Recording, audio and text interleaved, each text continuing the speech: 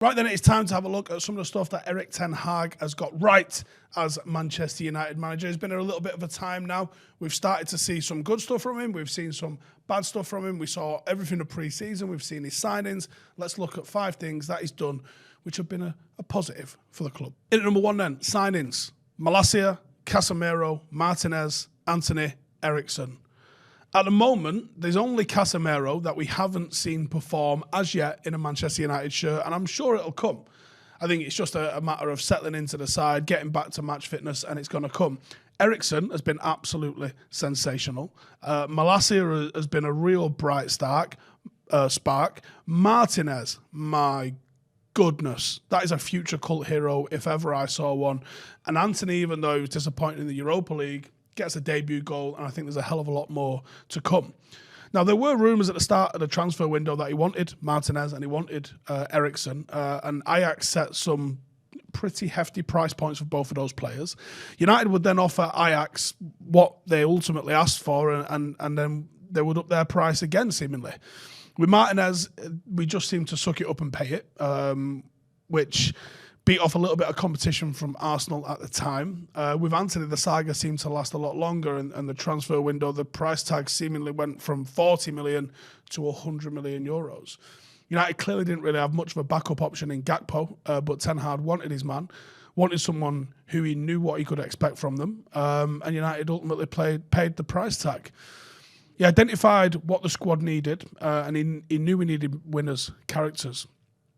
And he brought Casemiro in. Not many of the United squad are those serial winner types. There's only really Varane, Ronaldo, to whatever extent he's going to be there, and now Casemiro. You've got winners up and down the spine of the team. And he identified United was crying out for a defensive shield, a CDM, and he signed arguably one of the best in the world. We might have overpaid a little bit on the guy's price, but I think we'll see how good he is come the end of the season. Number 2, Ronaldo. It would have been very easy to just allow Ronaldo and Mendes to control the narrative around what's happened and be forced into either allowing him to leave or even just starting him. But whether Ten Hag made the decision or the club made the decision, Ten Hag has kept his stance the same publicly. Ronaldo is not for sale. Ten Hag made it clear United can win without Ronaldo, and he went on and proved that. And he made a statement by dropping him for the Liverpool game. Not starting him made the point that you might be the highest earner at the club, but you're not necessarily integral to the starting 11 in a way that you was. He took ownership of being the manager. He took ownership of being the guy that picks the team. But not only that, he did it with a bit of skill, because you haven't seen Ronaldo coming out kicking off about not being in the starting 11. And I'm going to be honest, I did not expect that. He made it clear he's the one in charge and he isn't going to be pushed around by any player. And I think the way that he's handled that particular situation bodes very, very well for how he's going to be handling the other situations that arise at the club. Number 3, Rashford. Rashford's performances post-Euros have been poor. But Ten Hag looks like he's finally, and it could just be a timing thing. He's had a couple of seasons with injuries. We saw that he went and started pre-season early. It could have been Ollie, could have been Ralph, could have been Eric that was in charge for the start of this season. We might have seen the same out of Marcus Rashford. But he's not just relentlessly starting him. He's challenging him. He's bringing him into the team. He's giving him opportunities. And he's testing him, as he seems to be doing with a lot of the players. You've got to prove you deserve to play for Ten Hag, and I love that. And he said, he sees it himself. A happy Marcus Rashford is reaping the rewards of the hard work and good energy in training. That's very United's website. Rashford said he feels comfortable doing what Ten Hag has asked him to do. Arguably wasn't happy with what Ralph Rangnick was asking him to do. I think Marcus Rashford, last season is just surely one to forget. I think this season, coming into it with the sort of positivity, if he can hit that sort of 20-goal threshold, goals and assists, I think it'll be considered a good season for him. And he's had to turn his whole career around, because those last 2 seasons, if that continued for a third, that's no longer dealing with an injury. That's no longer a dip in form. That's who you've become. So a positive thing for United fans, positive thing for Marcus is getting him back on board. And I think Ten Hag's treatment of him, the way he's handled his transition back into the team, has been really good. Number 4, adapting. Now, a big part of Ten Hag's adaptation was evidence against Liverpool.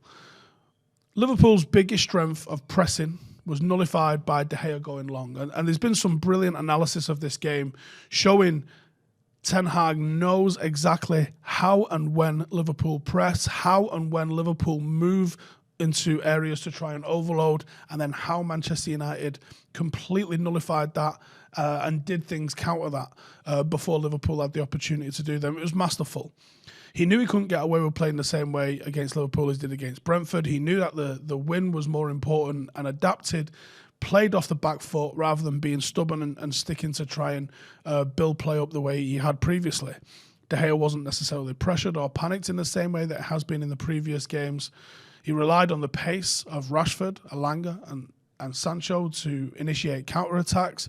And we all know the sort of football Ten Hag wants to play. But I like the fact that he wasn't too rigid to his philosophy, that he stuck to his philosophy over getting the 3 points. This Manchester United side is not the best team in world football. It is not the best team in English football, and it's probably not the best. It's not the best team even in Manchester. So you have to be able to cut your cloth accordingly. And I think he did that very well. And I think most United fans, there's going to be outliers, because there are always outliers, right? There'll be some outliers that just complain that we're not dominating 70% possession, having 25 shots and winning every game 5-0, right? Because that's just the nature of people. But I think if we can show the resilience, the tactical flexibility, we can dominate games we're expected to dominate the ball, and we've also got a way of playing in games where we're not going to have so much of the ball, and we might have to be a little bit more reactive and a little bit more on the counter. And I think if we can demonstrate that this season, get ourselves into the top 4, and then start to build on from there, I think that's the start of something very, very positive with Ten Hag. And his willingness to adapt to those sorts of things where he probably wasn't required to do that so much coaching in Holland, another massive plus for me. And finally, McTominay. I'm on record plenty of times saying the day Scott McTominay becomes a squad player for United is a day I celebrate, because I think he's got some good qualities, and there's a time and place that you play Scott McTominay. I think going to the Etihad away is a time and place that you play Scott McTominay, because you know what you're getting. Are we going to have the ball? Absolutely not. So we're going to have someone that's got the energy, the fitness, the physicality to be able to win that ball back. What do we do when we get it? He gives it somebody else, because he's not the man to be hitting 40, 50-yard passes on a diag and putting it on someone's toe. That's not his game.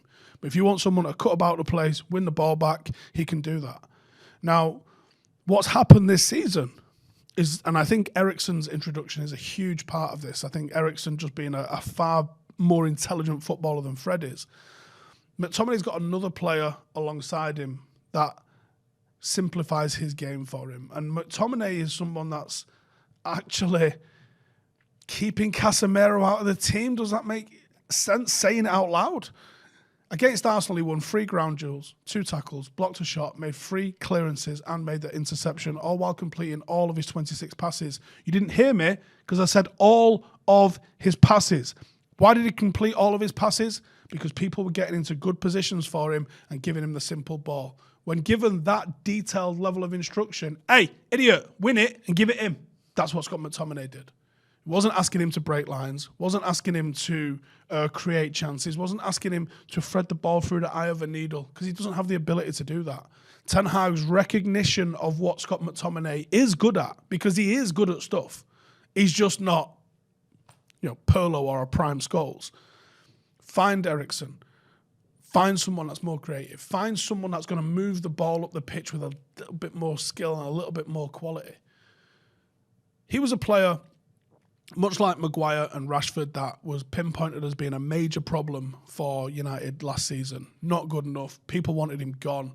But out of all of those players, he's the one that looks revitalised the most. And because I think his game has been simplified by the manager and simplified by the players that are alongside him. And it's good for United that he's actually been in the form that he's in, because if we'd have asked Casemiro to come in and start, I think what we've seen from Casemiro at the moment hasn't been impressive. I'm sure it's a matter of time before Casemiro takes that starting spot. But on the worst case scenario, Scott has shown himself to be an able deputy that we can rely on with a very simplified job role. And I think he's had more time on pre-season.